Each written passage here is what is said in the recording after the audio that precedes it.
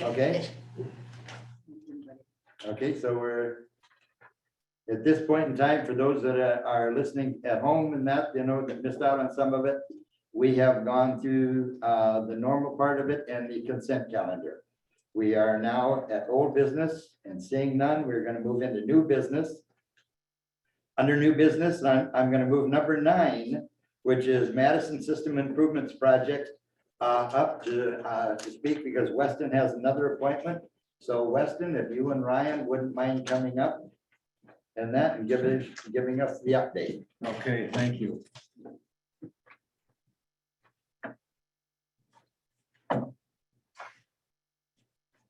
All right, I'm Weston Blasius with Banner Associates. I'll start off, Ryan, I was gonna go through our project update flyer. So starting off with phase 1A, and kind of reiterated this, each update I've given, but 1A was completed in 2020 and 2021. And there's a punch list that's still outstanding that the contractors yet to work on. It looks like a lot of this punch list work will get carried over into next year. And that's primarily due to the workload that contractor has on phase 1B. They have not completed the remaining punch list items on phase 1A. So they've put most of their focus on the 1B. Going into that phase 1B project. So right now, the contractor has completed all the utility work in the 1B project, and that would be all of the work in the northwest portion of town. So it'd be from 5th Street up to 9th Street, and then from Union Avenue, let's just say west to Highland. They have completed some of the paving or the surfacing work. So a bottom lift was placed on 5th Street from West Avenue to Liberty Avenue. And they've put a bottom lift to asphalt on Chicago from 8th to 9th. They've also put a bottom lift on Chicago on 7th. Now they have 11 blocks yet to be paved. In discussions with the contractor this morning, they are looking to get their paving sub on site to put a top lift on those streets that I had mentioned were bottomed.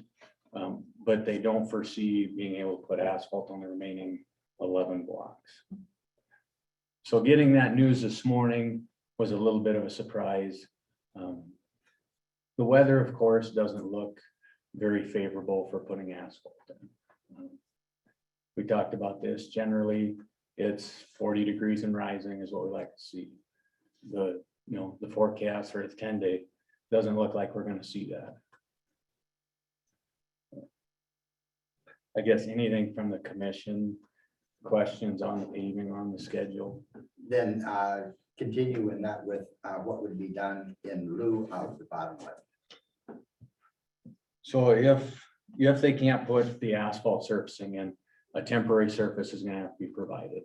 And we've talked to the contractor about this. It would likely be an asphalt milling surface. So similar to what 5th Street was last winter, that's what these remaining 11 blocks would have, is a temporary asphalt surface. All the driveways that aren't poured with concrete, they would have a temporary surface, and the same with the sidewalks. So that would be the primary focus, is to work with that contractor to get the remainder of the project that isn't finished, get that prepared for winter. What type of material would you be using for the temporary surfacing? It'd likely be asphalt millings. So that's the material that was taken off of the roadways. They came and reclaimed the asphalt and base course, mix that together, and right now that's stockpiled at the recycle center. It would likely have to be processed before it could be used for some of this use, but talking to the contractor, I believe he can get someone in here to do that. What's a time frame for that? I don't know what the time frame would be to process that. I mean, it doesn't take very Just long to get it all screen those millings, but ready in order to for get that placed.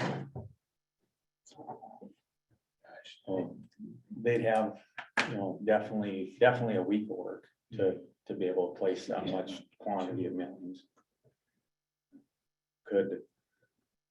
But they would have to have the material ready. And right now it's not ready. They'd still have to get that screened out. The concern would be is the bigger pieces of asphalt that are in this temporary, in these millings. To try to maintain that in the winter time and try to blade the roadways, you'd start picking up a lot of those big chunks.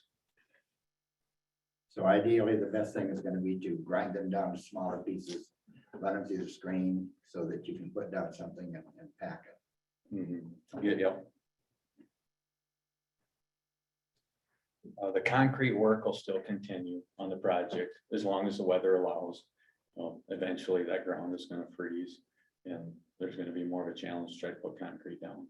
But, you know, they've got contractors on board or subs on board to continue the concrete work.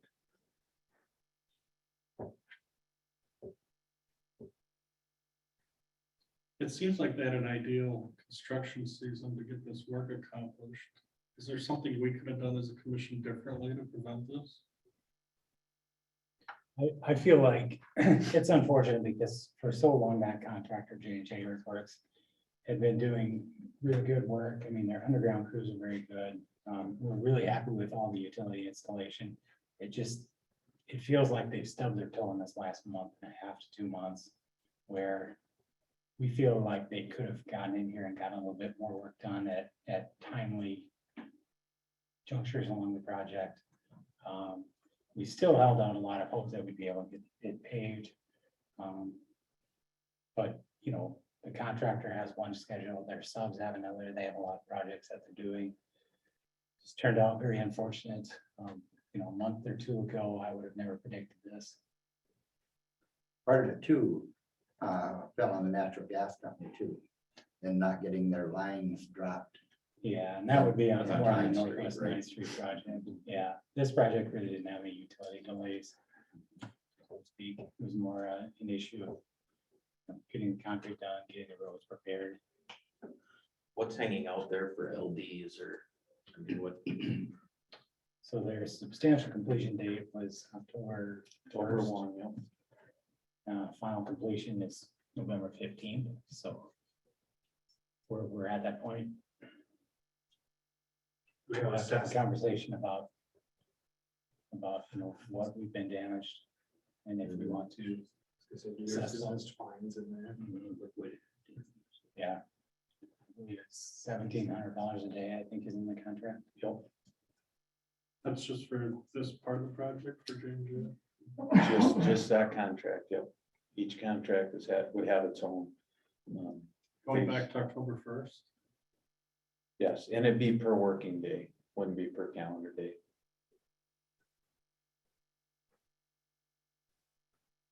Jumping around a little bit, but on 1A, you mentioned punch list items left. I know there was a couple ADA ramps that have just been hanging out there. Is that something that they're gonna get done? That's the same as we'd like them to get that work done. They've, you know, we've asked them to do that work as well. They're struggling trying to complete the work that they have in front of them. They have been, you know, have had some challenges getting concrete. Now, I would say their bigger challenge is probably resources to do the concrete work right now. Sure. As far as hands, you know, laborers to get the work completed. Well, I appreciate the work that both of you do. I know, especially for Ryan, he's been living and breathing this project. I imagine he goes home and closes his eyes and keeps seeing these streets in his head. So I do appreciate the work that you've been doing. I'd recommend to the commission that the staff can prepare some proposals and we can consider liquidated damages for the work that's still outstanding. Now, that would be the 1B project, the 2A project. So that'd be everything in the northeast part of town. Homey Inc. would be the contractor on that. They have completed the asphalt paving work. They have completed all the concrete work with exception to Prairie Avenue.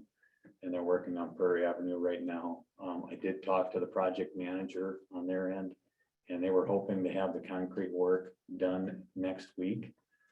Now, that's still gonna be challenging because they are, you know, they can only get so much concrete per day. There has been some days where they've only been able to get maybe 20 yards of concrete. So I guess they're trying to form up as much as they can. So that way, when they do get some concrete and potentially if there is some cancellations here later in the week due to weather, they may be able to pour some stuff if they do have it prepared. So that's what, I guess that's what their schedule looks like. They would meet their substantial completion sometime next week, and if we talk about liquidated damages, their completion date was October 6th. So they would also, the commission could consider liquidated damages on that contract as well. What's the amount per day on that? The same, 1,700, yep. And we do have a walkthrough scheduled for tomorrow to review the project, completion status. More so trying to get out there and see what's remaining on the project. So that way, when they do, state that they've completed their work, we can approve that and grant the substantial completion. Which items are under substantial completion? Would that include sidewalks, driveways? It would be all the surfacing, so all the asphalt, sidewalk, driveways, the boulevard restoration would fall underneath the final completion requirement. And that would be the same. There is a deadline for final completion, and that was November 15th, I believe, on this contract. So phase 2, they have concrete remaining. They're continuing to work on that, and they're still intending on completing concrete work this construction season, which would be the substantial completion. Their intent is to meet substantial completion in the next 2 weeks.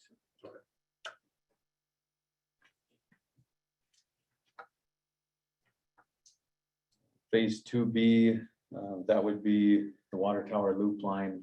We did complete a warranty walkthrough on the loop line project. There was a short list of items that we submitted to the contractor to take care of and repair. What was that? That would have meant home. So home, it met substantial completion last October, I believe it was. And so the warranty walkthrough was performed, the 1-year warranty walkthrough was performed 2 weeks ago. Are we using that? The loop line? Is there water in it? There is water in it. Yeah.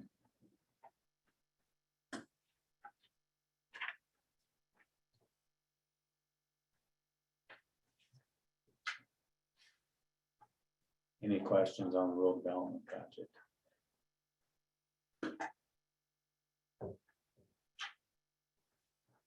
Jameson, you and your staff have a plan for liquidated damages or what? I think we definitely need to I think, look into it. yep, I would say if they can if they can reach substantial completion this construction season, that's one thing, but if they're not meeting that and there's going to be temporary surfacing, then that's another category where I would think we would need to at least consider liquidated damages.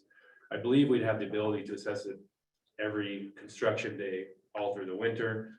In the past, I don't know if that's been done. I think for past projects, they've assessed liquidated damage for those falls past the deadline.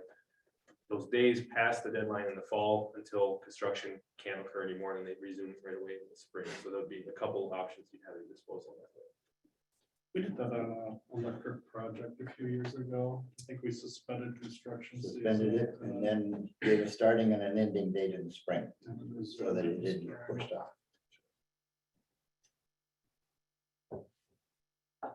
It's a bad deal.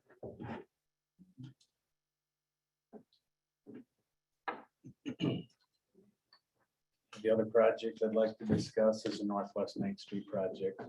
And that project, of course, was bid fairly late in the season. Absolutely started fairly late in the season. There's been a number of design changes on the project. The contractor has, worked with the city and us willingly to make these changes without additional compensation in most cases.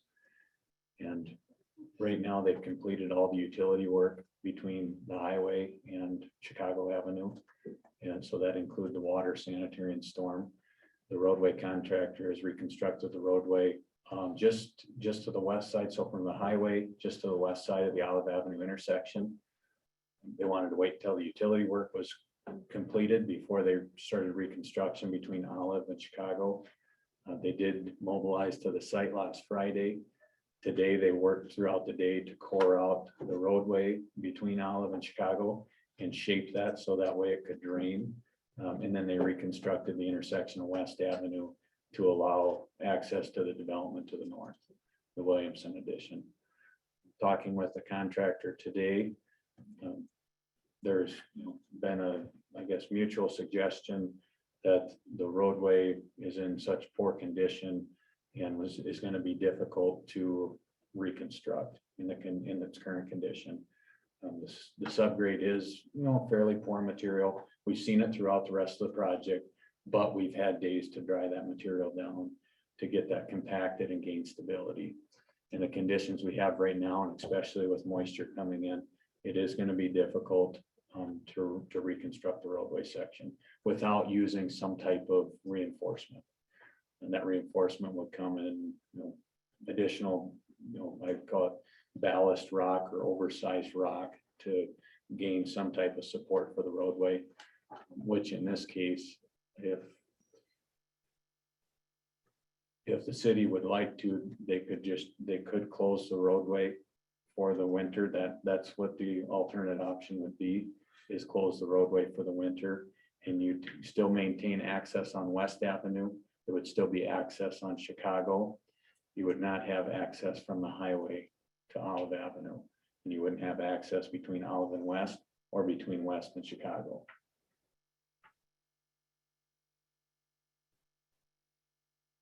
If we, due to the conditions, if we push forward with any more construction, would that affect the quality of the road in the built?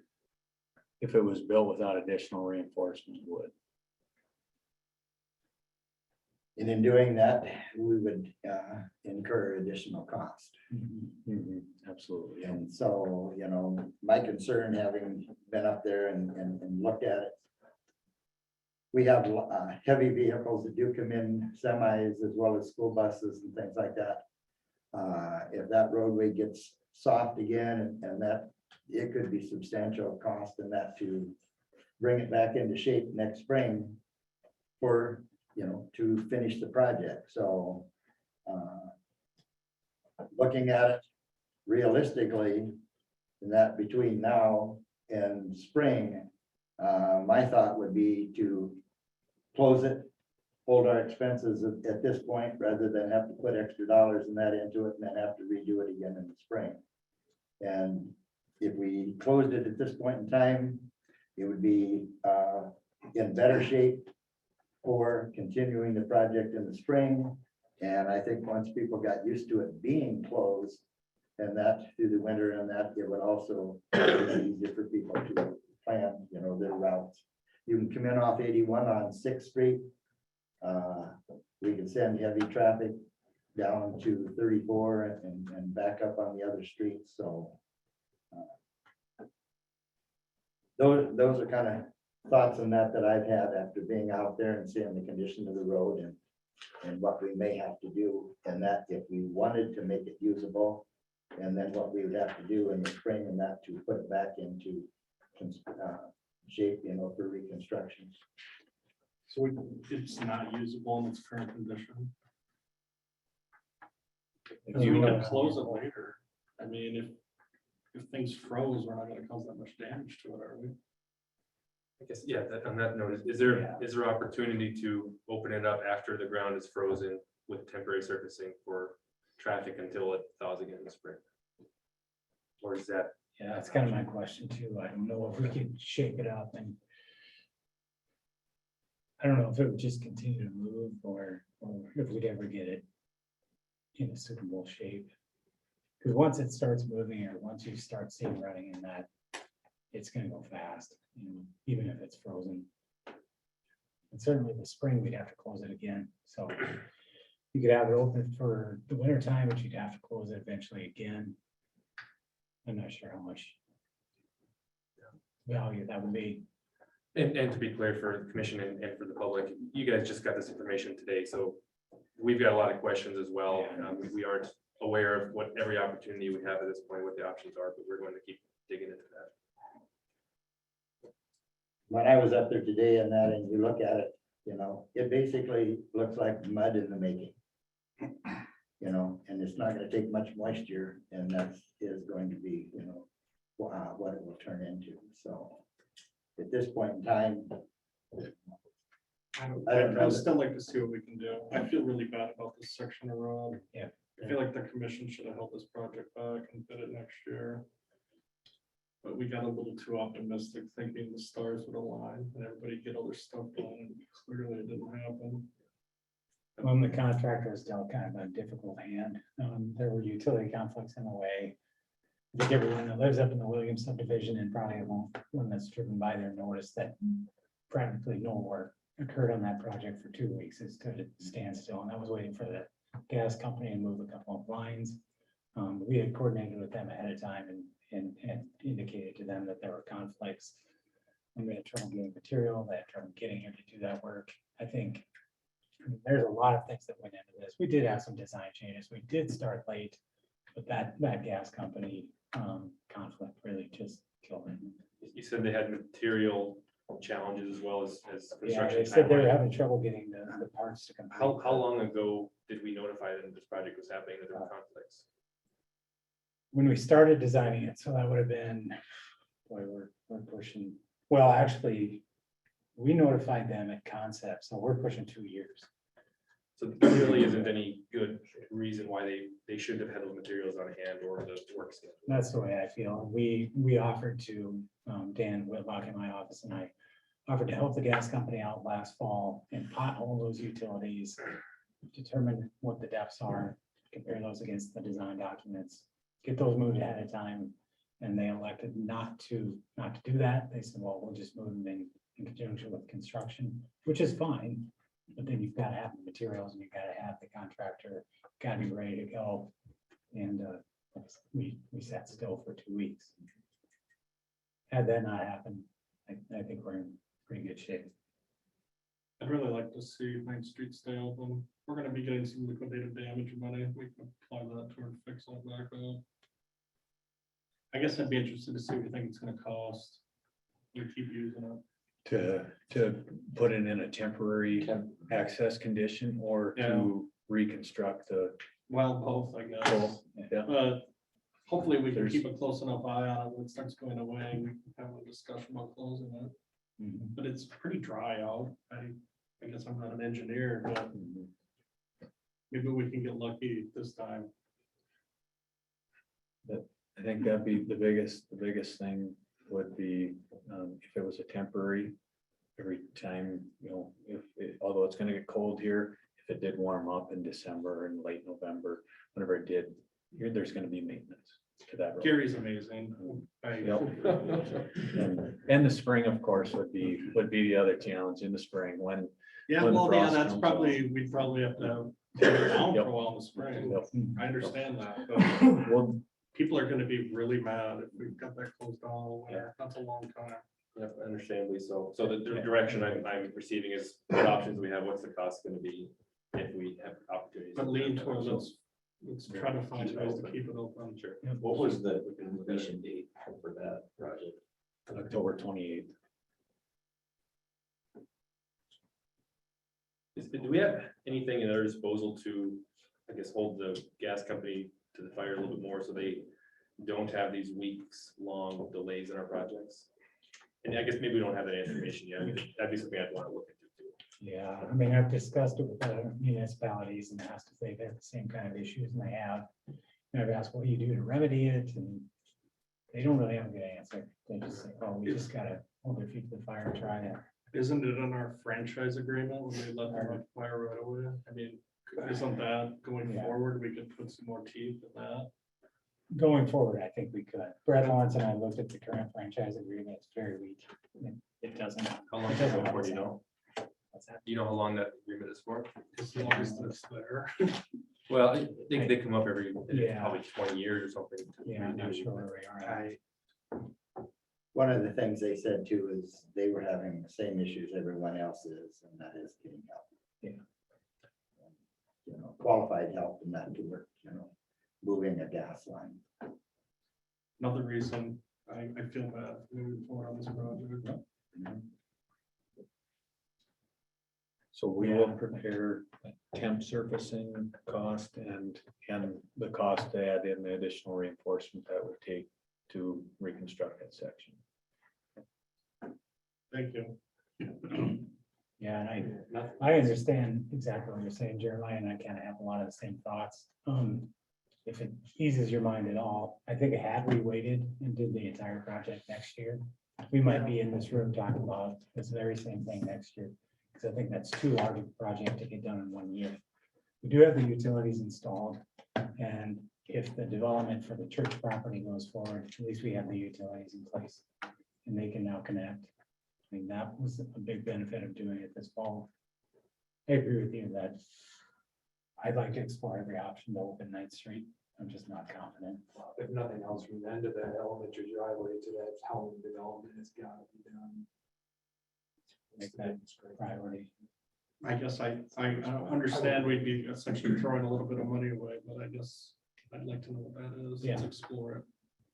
It's not just close it out. Mhm. Do we have more to worry about with that base? You're saying it's wet. If we had drying days, I think we could work with it, and maybe we still would need to do a sub base, but. No, it's just not the right time of year for it. If it's 90 degrees, you can work that material.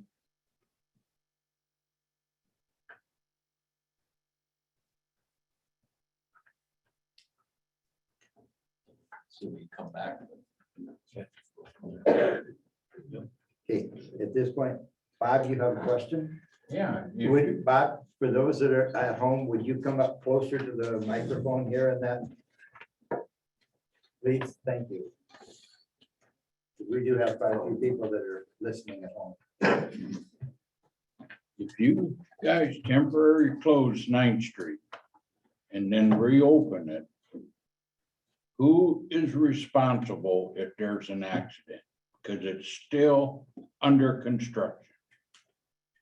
That's a good question, and at this point, I don't have an answer for you. I David? would say Mr. Jinks could. David, are you online? Are you on? Can you see is David on? He's gonna be on. There's one number there that I'm sure there's. Because somebody. Sorry, I'm here. Did you hear the question? Yeah, I don't know. What I don't know is who we're comparing responsibility to. Is the question, is the contractor responsible or the city responsible? The answer is the city is always responsible on one of its own streets. Now, whether the city has a claim in indemnification or other type of claim against the contractor, if we're found liable for something, is a different story. We absolutely do. That's absolutely available to us. But we, of course, always have to assume that on a city street, the city is primarily liable. Could we change the speed limit to 10 on that section? I think you put it best is we would like to see the road stay open. We'll have to spend some time to explore those options.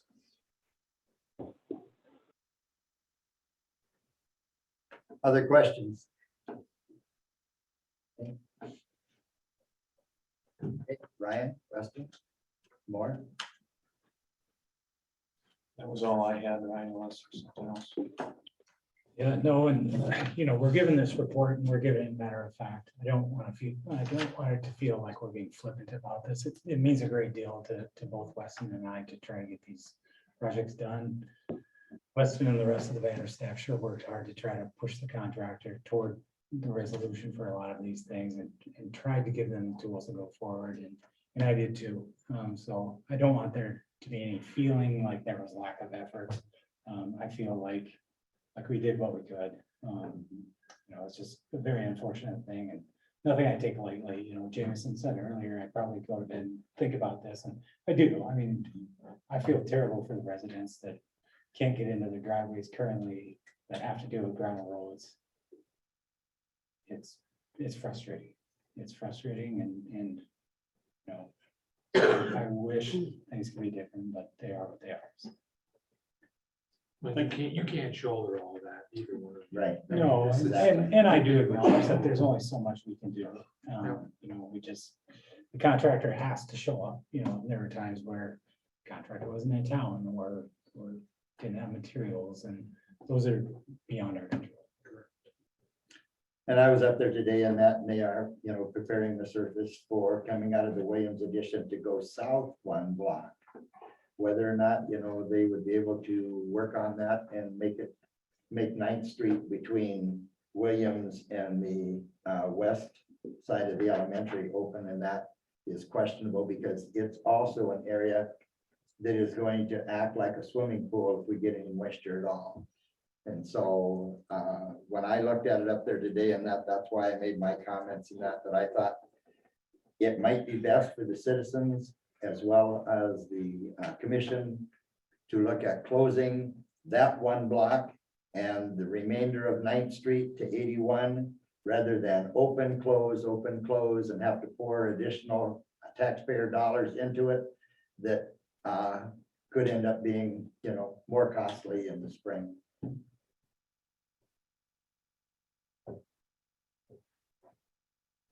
Oh, why don't we just take the road out if we don't need it? It isn't that we don't need it, it's just that, like David just said, the city may have some liability in that. I did not have that question or that answer. But I'm also looking at it from the standpoint of being a little bit realistic. People can still come off 81 on 6th Street and over, and I just think it's easier to prepare the public for the winter than it is to open, close, and, I don't think we'd have open to it deal with it. close. I think we'd say, we're gonna try to do what we can to keep this thing open. If the situation changes, then it's closed until. And you, giving them direction and that to bring back what those costs could be. So. And I'm comfortable with that as well. I just don't wanna tell people like, well, there's nothing we can do. You sure be nice to use that road.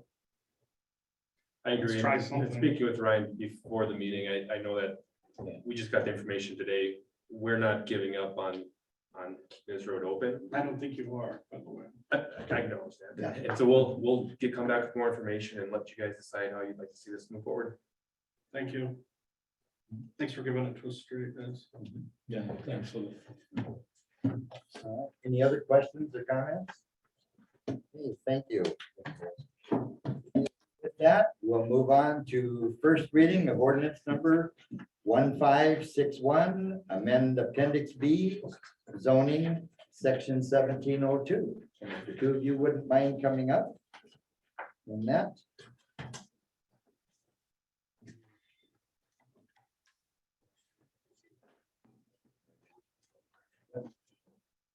All right, if you would bring the commission up to speed on your request, and it has gone through planning and zoning, and they did approve it.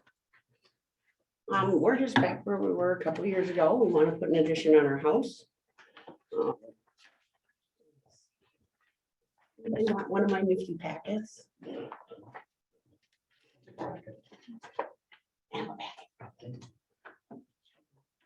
That's not, Sure. I have one from the planning and zoning, so I'm familiar with it.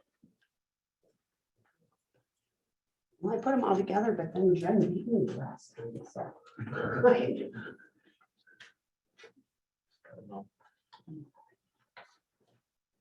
Yeah. We can share. I kind of like.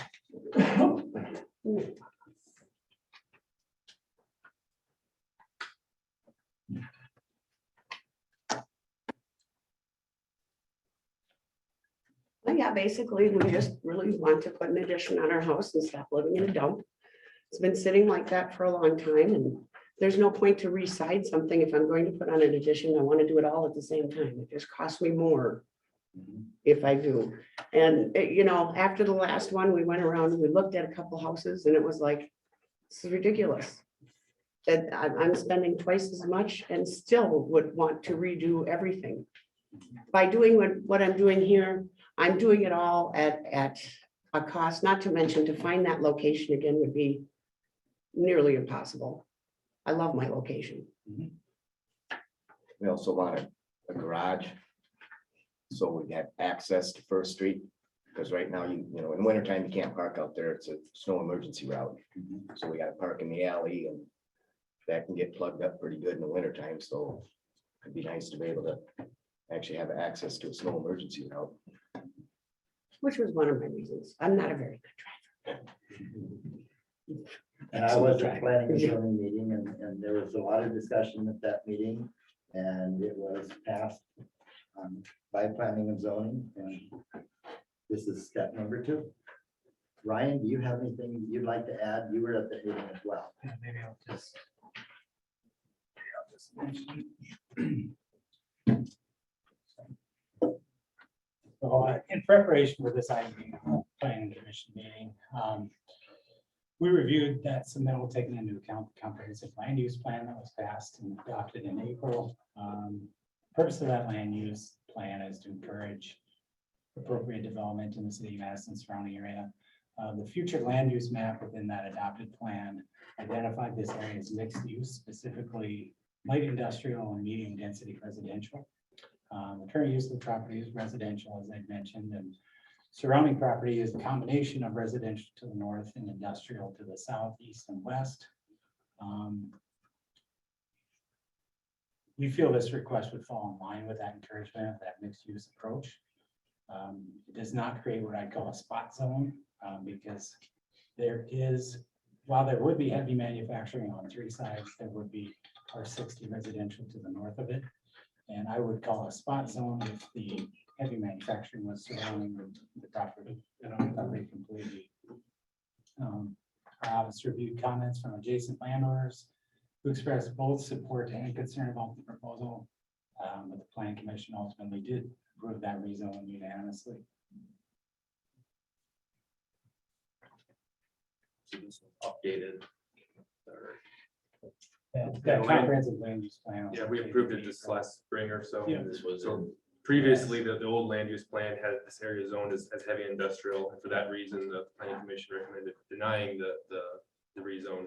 But it has changed, and it does allow for and encourage the use that the residents are asking for now.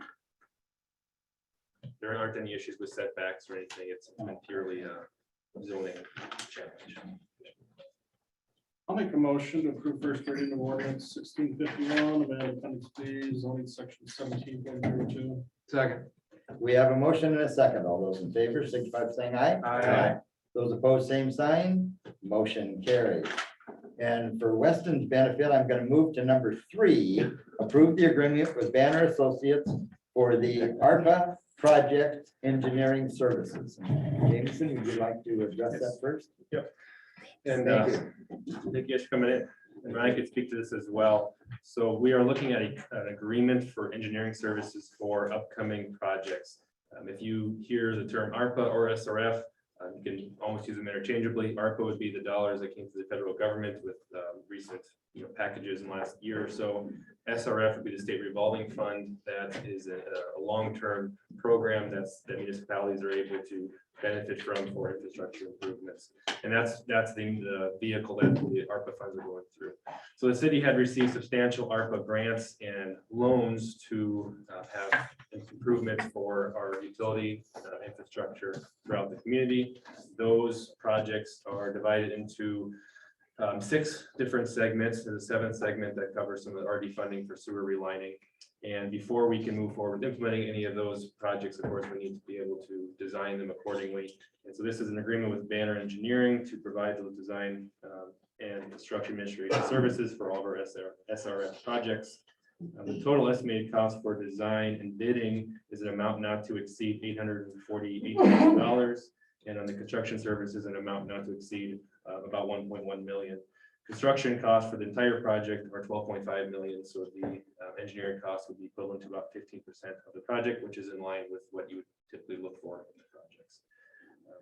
There's a map in the agenda packet that shows each of the segments as well as the timeline for moving forward, what we're planning on doing in 23, 24, and 25. Ryan, anything to add?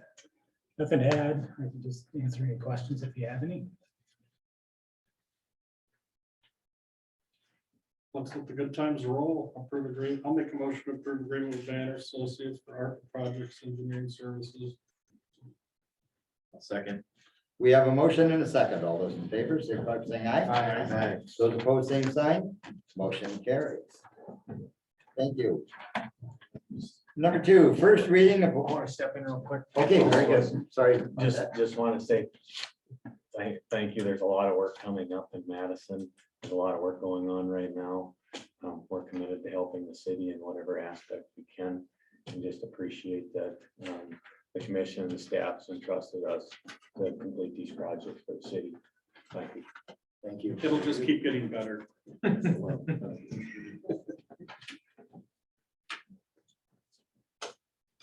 Okay, number two, first reading ordinance number 1653, 2023 appropriations. And we have our packet and that Sonia put together, and I'm assuming she's on. If there's anyone, oh, she isn't on, okay. And that, but also, one of the things in that hasn't been addressed yet has been East Dakota Transit. And so with that, I'd ask Scott Fink if you would come forward and address the appropriation request from East Dakota Transit. Okay, I'm Scott Fink. I'm Transit Director for ROCKS Rural Office Community Services. But we manage East Dakota Transit. So we do all their financing and that kind of stuff, the day-to-day operations, drivers, day-to-day. So the reason I'm here today is because in the past, the city has always been good enough to help fund the transit system here in Madison. And in the past, we've requested approximately $14,000 every year since I've been involved in transit, which is 11 years. One year we bumped it up to 14,250 because we just hadn't done anything, and we just wanted to make sure that the city and the county where we get money and the other organizations that help fund us realize that there are costs that are going up all the time. We all know that. Well, this year, and it has a lot to do with looking back at COVID. COVID brought about some good things. As far as transit was concerned, we got some funding. You had mentioned one of the terms, ARPA, and then we had CARES Act money. And although that funding was a good thing, it's also a bad thing, because what you don't do then is you don't realize and ask and request funding increases. So that's why I'm here today. I had submitted a funding application or request to the city when it was due. And but now we find ourselves, as we're getting the state and federal funding knowledge of what they're going to help fund us, because we get federal funding, state funding, funding from the city, county, different organizations within the community, the electrical cooperatives, East River, Sioux Valley Electric, Heartland, all that is called community match. We have to match funds from the federal government. So with that being said, what we found this year is we've got all that information from the federal and from the state. We find that we're at about not quite $50,000 shortfall. In other words, our expenses are exceeding our revenue. So with that being said, that means we need to go out and you got one of two options. Because at long term, can we survive this year, East Dakota Transit? The answer is yes, but it'll be difficult. But if we saw this kind of shortfall for second year, third year, fourth year, what do we do? I mean, you couldn't operate. So with that being said, I had put in a request for 14,250 for East Dakota Transit. We had submitted that. But I'm here tonight to say or ask that the city consider more. Jameson says, well, how much, Scott?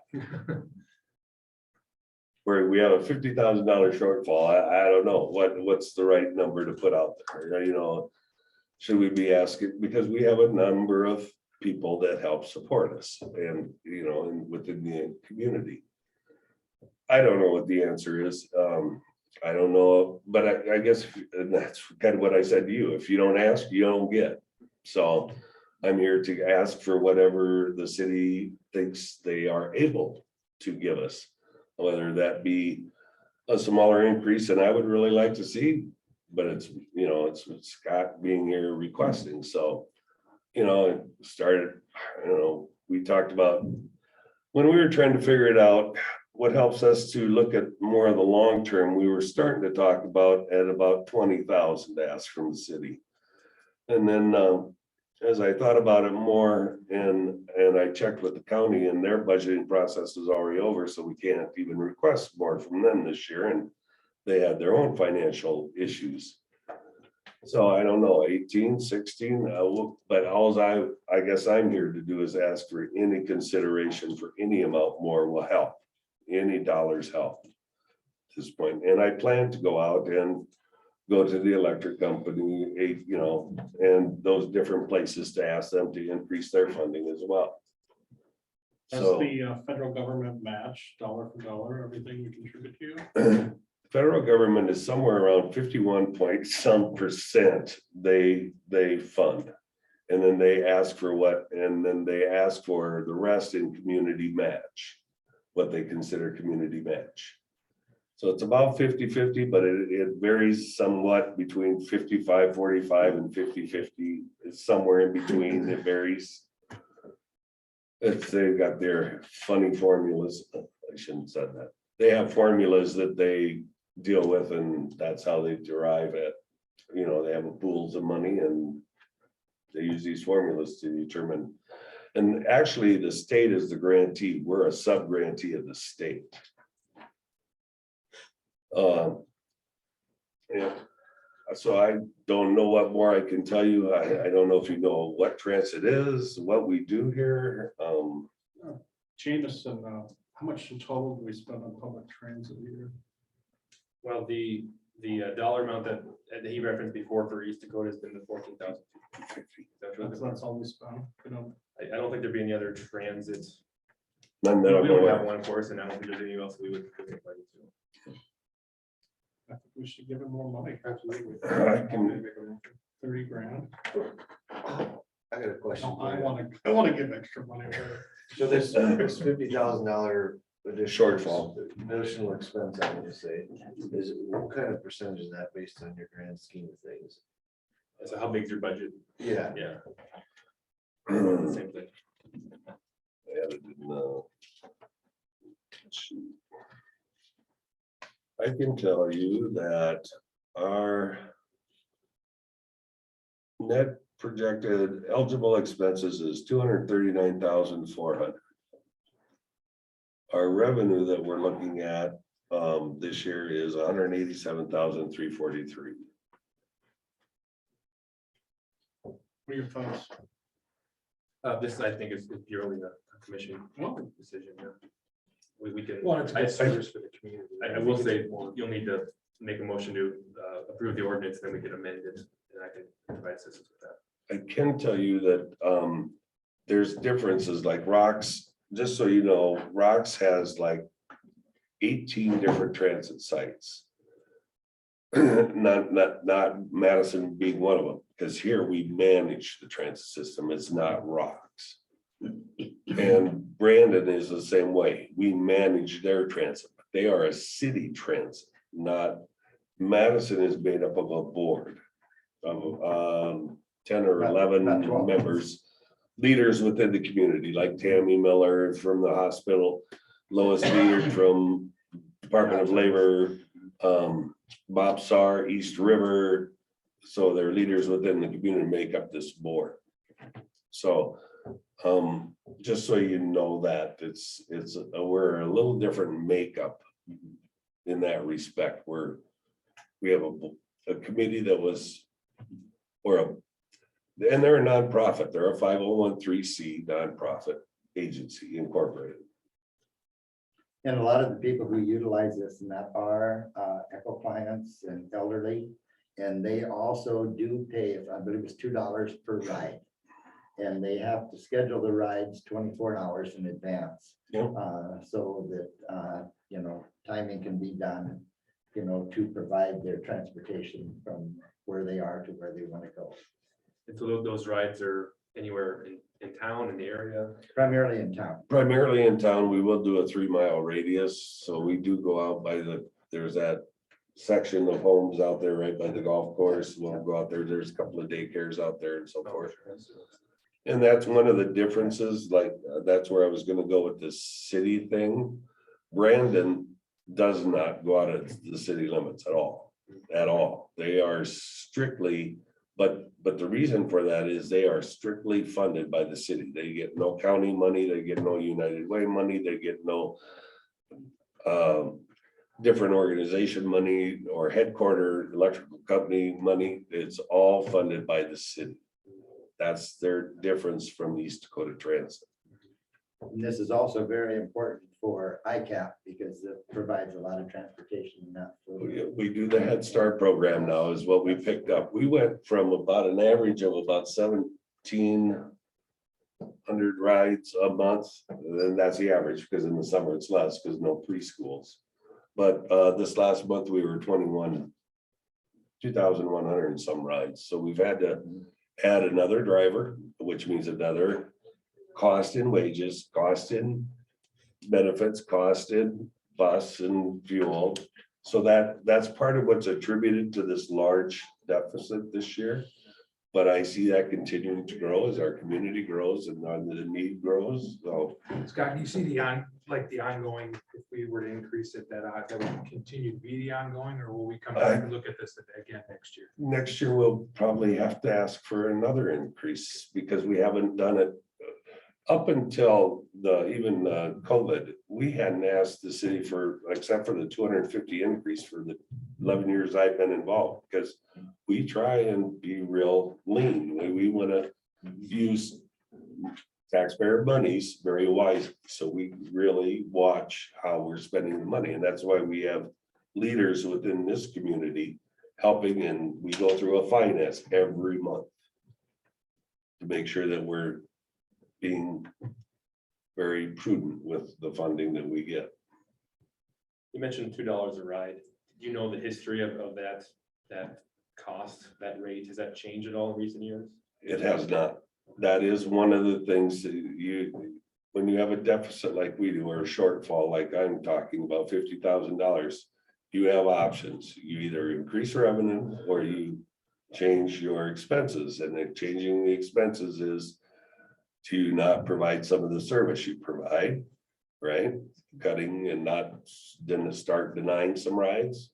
We don't want to do that. We want to grow. We want to grow with the community. So the other thing you look at is increasing fare rates. You can do that, but there's a process. You have to have like a community meeting and you got to see what the impact's going to be and so forth. We have not raised rates in the 11 years I've been with East Dakota Transit. You said you've had 2,100 rides a month, or that was just 1 month? That was this last month, a month of October, which is a pretty big month. Next month will be a little low. Next month will be a little lower because of the holiday, and December's a little lower because of the holiday, and then it'll bump back up. So it's a fluctuating thing. So what would an average month be?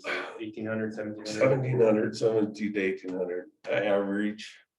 I mean, I run my state stat book and I can tell you, like I said, I didn't know how long you guys wanted me to share stuff, but in 2014, we gave 20,000 rides plus, 2015, 18,000 plus, 2016, 18,000 plus, 2017, 17,000, almost 18,000. So it's in that 17, 18, and then 18, 19, 18 was 19,000, 2019, 17,000.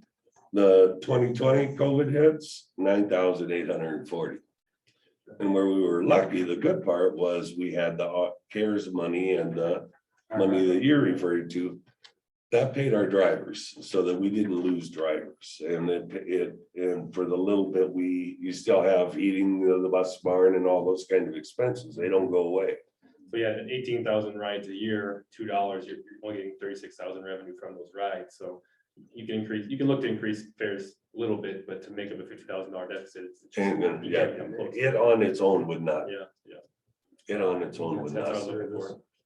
I think it's a disservice. And a lot of people that ride are of limited income. Absolutely. Yeah, that's what I said. And well, and the other part that we do is not just the disabled, the handicapped, the elderly and the preschool children. What it does is it keeps the workforce at their jobs. And I don't know if Madison realizes that helps everyone within the community. Those parents don't have to leave their jobs, the employers included is what I'm referring to. Do you have a number of rides you anticipate for next year? I would, without knowing, school system probably knows more than I do because they see the kids that are coming up in preschools and so forth, but I'm guessing it'll be fairly close to what this year is looking like. Because we're not like a Brandon or a T where we have booming growth. We're a very steady growth, which I think is a great thing. In some respects, that's better to me than booming and exploding. So I don't see a huge prediction of that. What was this year? What are you looking at? Sorry, I forgot that. Oh, I'm guessing we'll be in that neighborhood of where we were pre-COVID. So I'm guessing we'll be in that 19,000 rides for the year. Thank you.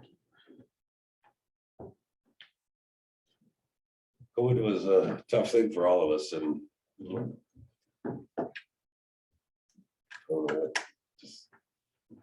I think we could afford $2 a ride, so we could get up closer to 36.40.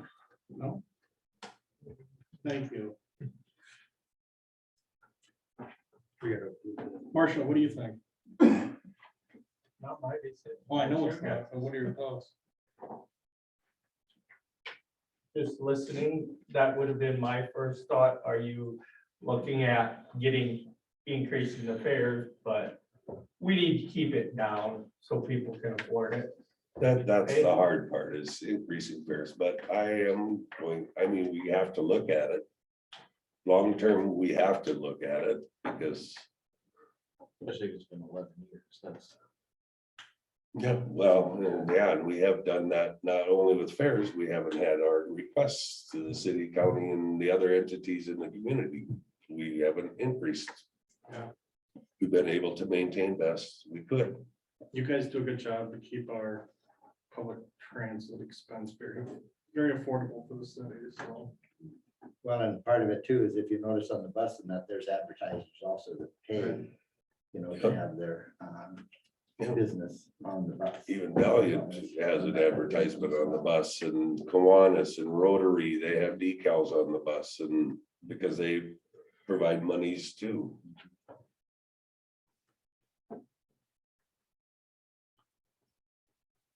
Other thoughts? Original 30K motion. We have to. You can make a motion to approve the budget and get amended from there. I'll make a motion to approve the budget. I'll amend that motion. Well, second first. Second. Sorry. We have a motion and a second. All those in favor, signify by saying aye. Yeah, so we will amend it from here. Yeah. Okay, amendment. Yeah, so and if you're looking at increasing for East Dakota Transit, you would be increasing the promotions and community contributions fund from the general fund, and you can just make a motion to increase whatever amount you're looking at, or give me a dollar amount and we can. Increase the amount to like 30,000. 30,000, let's go 30,000 this year. Okay, so that will increase the promotions community contributions by 15,750. Okay, do we have a motion as amended? Okay, so you made a motion to amend, right? Yep. Okay, do we have a second? The amendment? Did we get a second? Second the original motion. Yeah, yeah. I'll you second can- this motion. Yep. Okay. So then you can vote on the amendment and then we'll return back to the general motion. Okay, so we're voting right now on the amendment. Okay, all those in favor, signify by saying aye. Aye. Those opposed, same sign. Motion carries. I Now- would abstain from that. If I can, it's not too late. Yep, we can make note of that. Okay, do we have a motion to? So we're back to approve the the main motion amended- already. Yeah.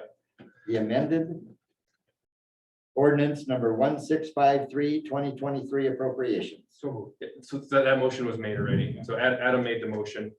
And then in the discussion of that, you made an amendment passed, and now you're back to the main motion. I could give an overview of the ordinance first if you'd like to. Sure. Yeah. We're here. Okay, yeah, thank you as well. You can- Okay.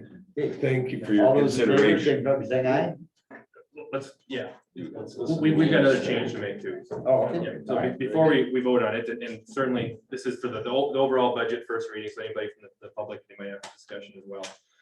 At first, I'll just say that it's really a shame that Sonia couldn't make it tonight, because there's a lot of work that goes into this 3-page ordinance. I feel like this doesn't do justice, because not just Sonia, but staff across the entire city, they put a lot of work into a lot more detail than what we have to publish in the 3-page ordinance that we have here. So just extreme thanks to Sonia, but also to all staff for all the work they've done over the last several months to put together this budget. So this budget is actually, the overall budget is a slight decrease from last year. The capital projects are just been so significant these last couple of years, and will be moving forward as well. So from some notes I got from Sonia here, the actual budget's decreasing from about 52.1 million to 51.5 million. And a lot of that's actually carryover from previous year. So the previous budget of that total budget was about 59 million.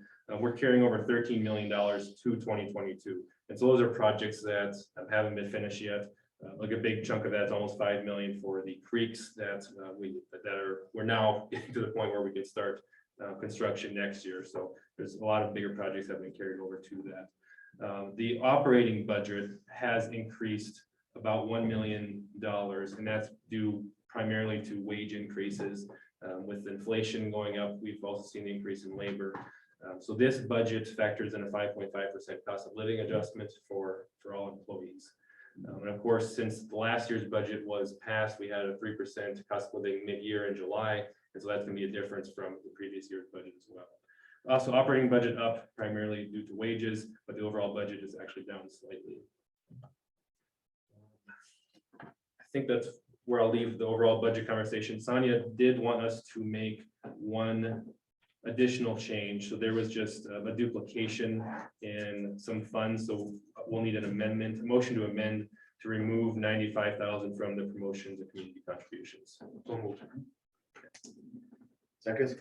Okay, we have a motion and a second. All those in favor, signify by saying aye. Aye. Those opposed, same sign. Motion carries. Thank you. So we're back to the main motion now. I don't think I have any other comments on the budget. I'll stand by for questions. Of course, this is the first reading, so there could be more discussion the second reading, but this would be a good time if anybody from the public had questions, we'd be happy to answer. And overall, the budget actually is a little reduction over last year. Correct, yeah. So in terms of property taxes and that, if there's any changes, it would be very, very minimal. Yeah. You're a skilled politician, right? Keep the public informed, because, you listen to the news, what do you hear? 8 to 9% increases everywhere. Here and that, having some debt paid off, and that makes our budget, stable. And so from a public standpoint, I think they'll really appreciate that. Yep, the debt service has decreased, so that certainly benefits taxpayers. It should be noted that with property taxes, earlier in the year, we were required by a certain deadline to make notice of what we're planning on doing. And so like most cities, we planned and budgeted for the CPI plus growth, which is what the state allows us to do. And so just to be clear, the property taxes that we collect aren't based on the budget you passed today. Right. It'll still be the same, and it's equalized through the county's office there. All right, so at this point in time, Yeah, we're good to go. Unless there's conversation. questions or comments from the audience? I'll thank Commissioner Corbin for asking my opinion. I guess I would have went 40 instead of 30. I think. You needed to say that. I think the transit is very important for Madison. I agree. For everybody. It is. Okay, so we have finished number 2. First reading, which next time. Yes, you're back to the motion. Okay. So, and the motion's already been made, so just a vote if it's sufficient. Okay, all in favor of the ordinance number 1653 with amendments. Those in favor, aye? I, Those opposed, same sign. Motion carried. So with all that, we've got the adjustments made, the appropriations approved, and we are ready to move on to number 4. Approved DGR Engineering Task Order number 10, 2022-2023, Electric Distribution Conversion Project Amendment number 1. And Jameson, would you like to address that? Thank you, Mr. Mayor. So we have two. We have to go to a scout meeting. He had some questions quick. Yeah. Yes.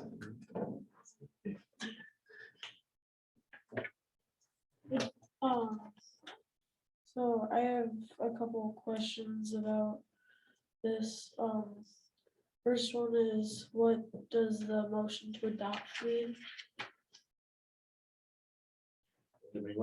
So are you familiar with parliamentary procedure at all? Yeah, big words, right? So in meetings like this, there's general rules that are the same from one organization to another so that people have an understanding of how things work. So if you make a motion to do something, you say, I move that Jeremiah has to sit over here. And then a second person could second that, and then people discuss it. Obviously a silly motion. I just am lonely over here, of course, so no. And so once they make that motion, then they can talk about it. And that's just somebody saying, I want to do X, Y, Z. And then when the discussion's done, they all vote and simple majority, and you would have to sit over here. Okay, and I'll take that a little bit different angle. You have before you the agenda that we have for this evening. Yes. Okay, and so I asked for a motion to adopt the agenda as it is. If somebody had something on here that they wanted to postpone to another meeting, then they would bring it up at that time and say, I don't want to, I just assume that we have number 3 removed from the agenda for another meeting. And then we would vote on an amended agenda. So when we vote to adopt the agenda, we're adopting it as it is. Unless someone wants to make a change to it, and then we would do an amendment to it and then adopt the amended agenda. Does that help? it's, we're confirming this is the list of business we're going to accomplish at this Tonight. meeting. Okay. Mhm. Yeah.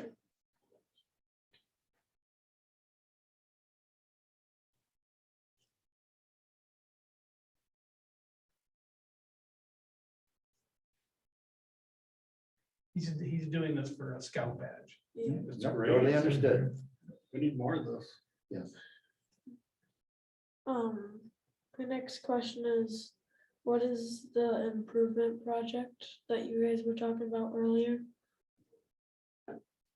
The street projects, there's a number of streets tore up right now, and at nearly every meeting these last few months, we've had the engineering department and our consulting engineer, people we hired to oversee the project, come and give us an update.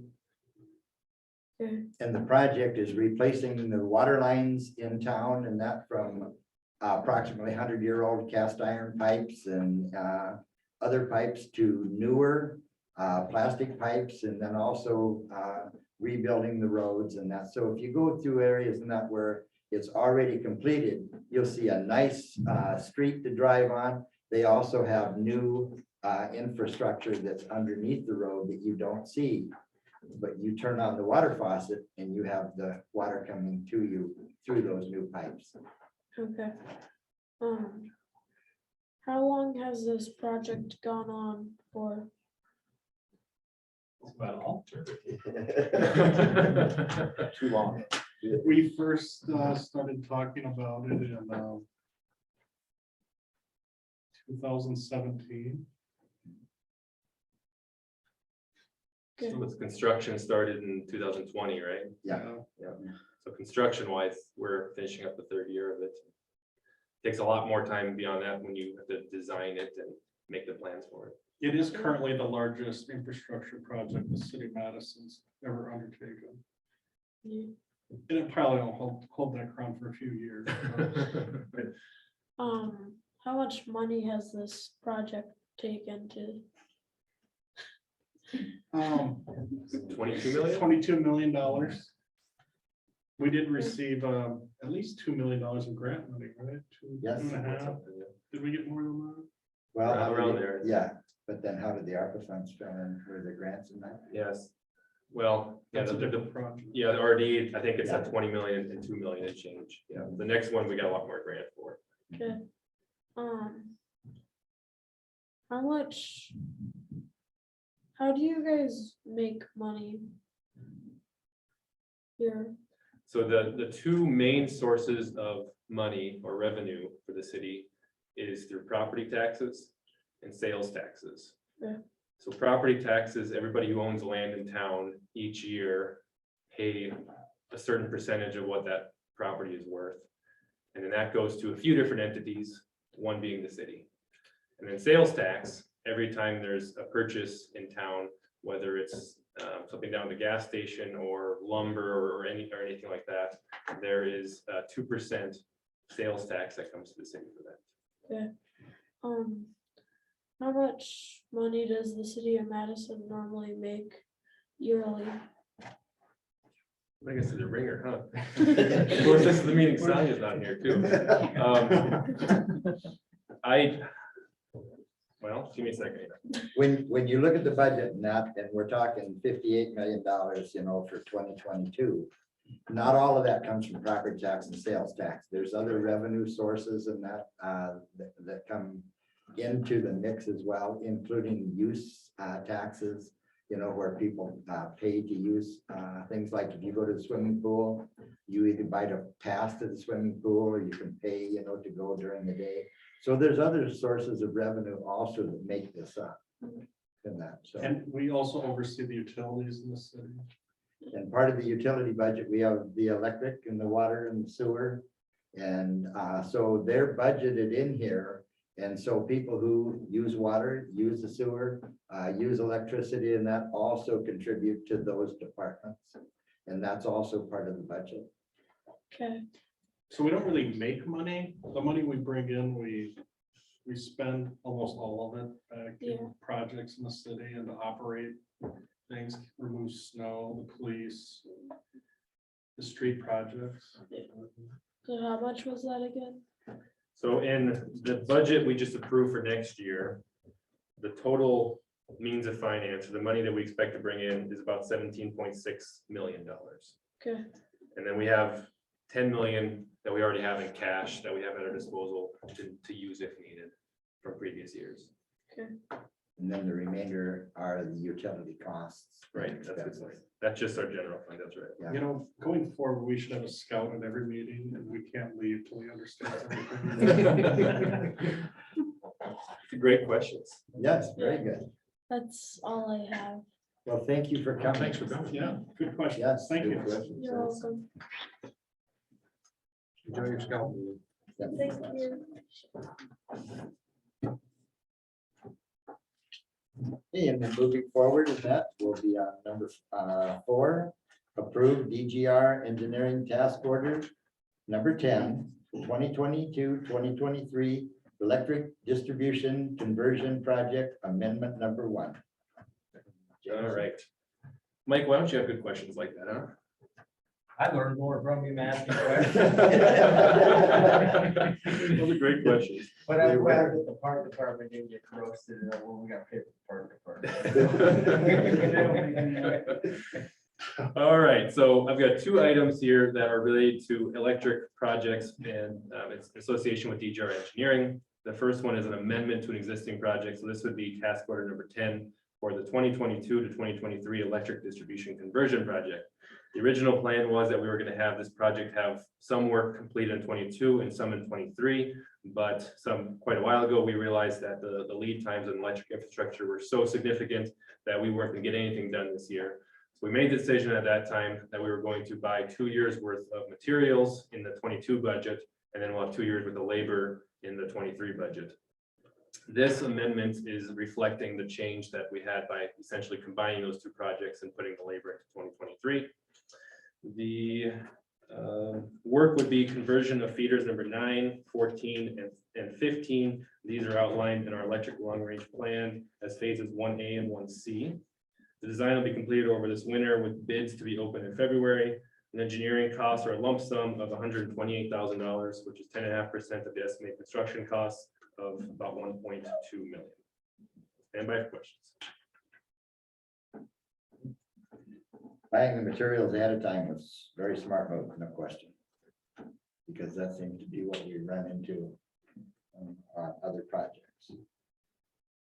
No questions? Do we have a motion? I'll make a motion to approve the DGR task order number 10.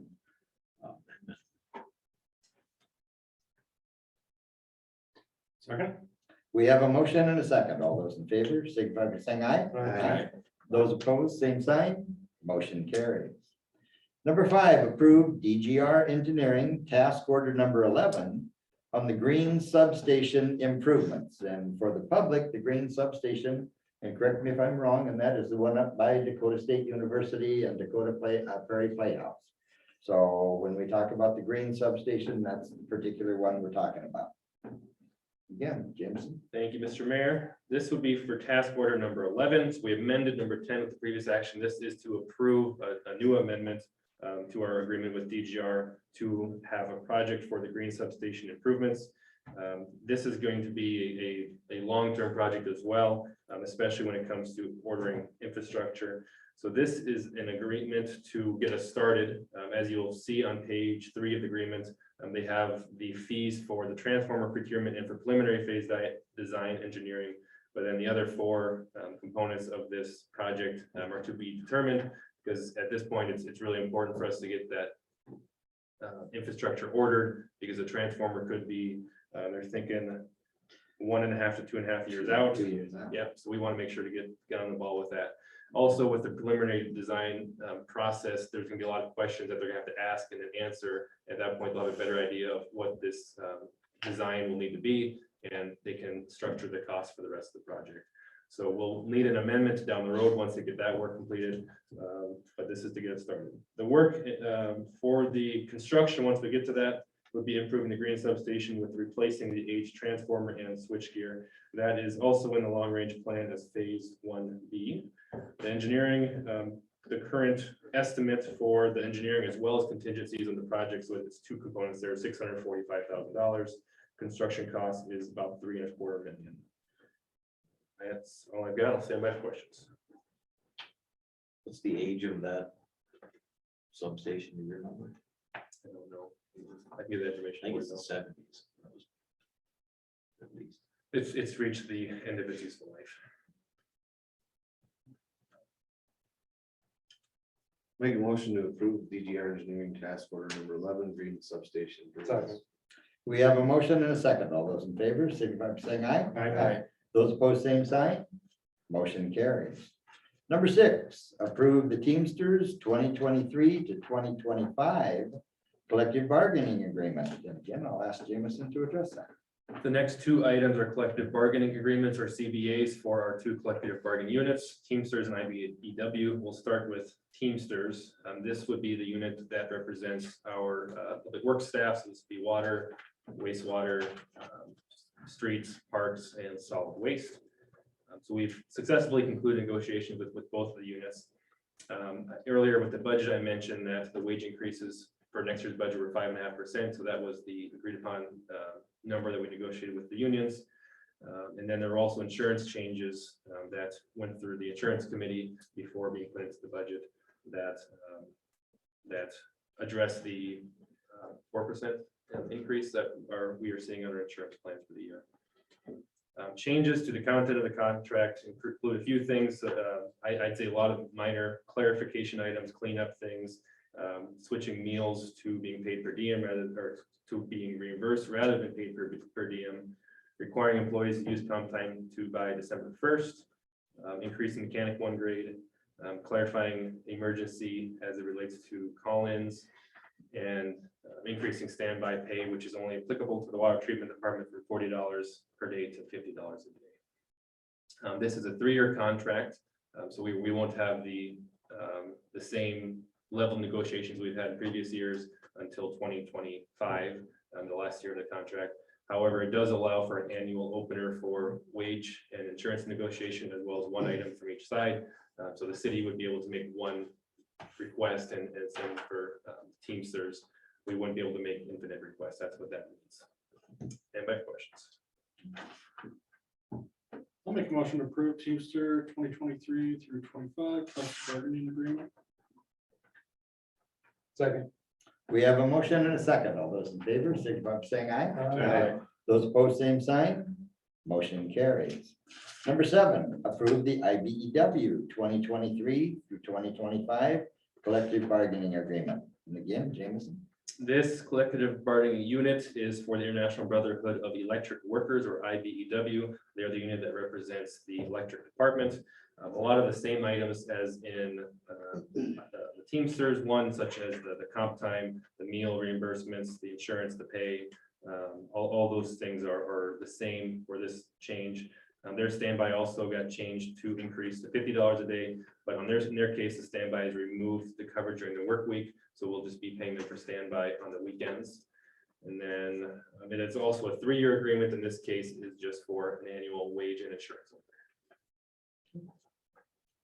Questions or comments? Do we have a motion? Motion to approve IBEW 2023 to 2025 collective bargaining agreement. I'll second.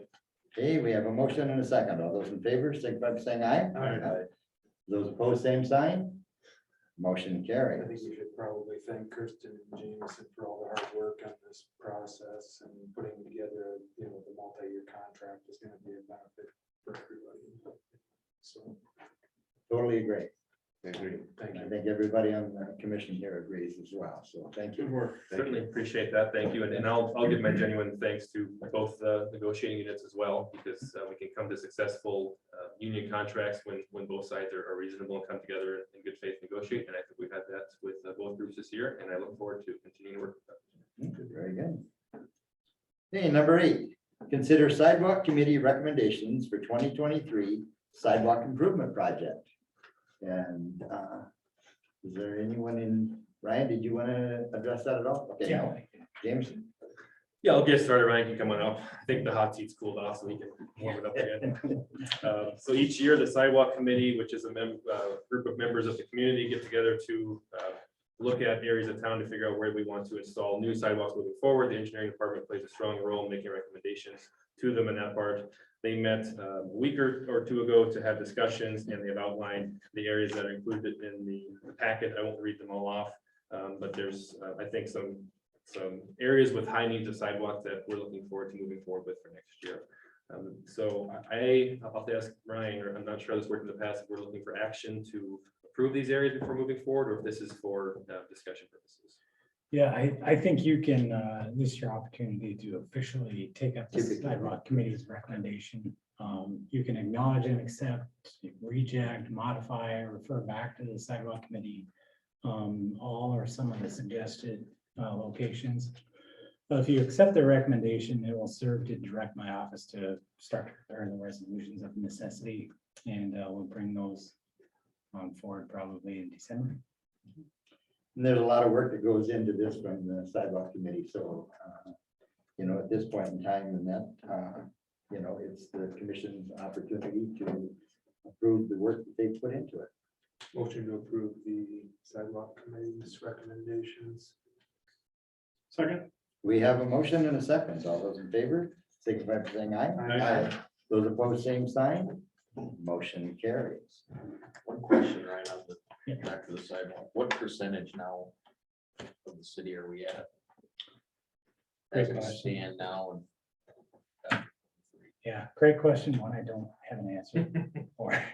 I think one thing that I asked in the meeting was how much more do we have? And Dan was estimating that 8 to 10 years Yeah. would be for all the remaining city or streets in town. We've And this been is at it- similar to previous years as far as size and scope. yeah. We've been at it about 20 years. I think. At least, Royce Uners, this was a dream of his, and the first time through and that they did all the research and everything, and he wanted everything done in 3 years, and that didn't work so well. the public came up in arms, and so after a while in that, he invited a group of about 7 or 8 of us in that, and we sat down and we started and decided that we would just take it, a little bit at a time and start in the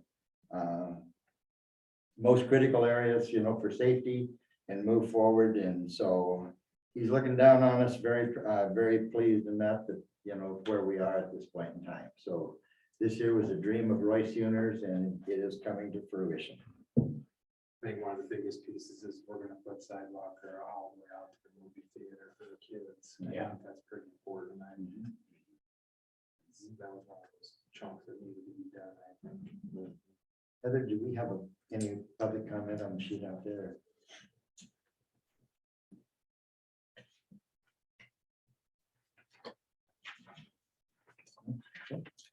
Okay, under announcements, we have board openings. On the community center board, there's one opening for a full term, and the full terms are 3 years. 3 years. You can 3 serve years. three-year terms. on the board.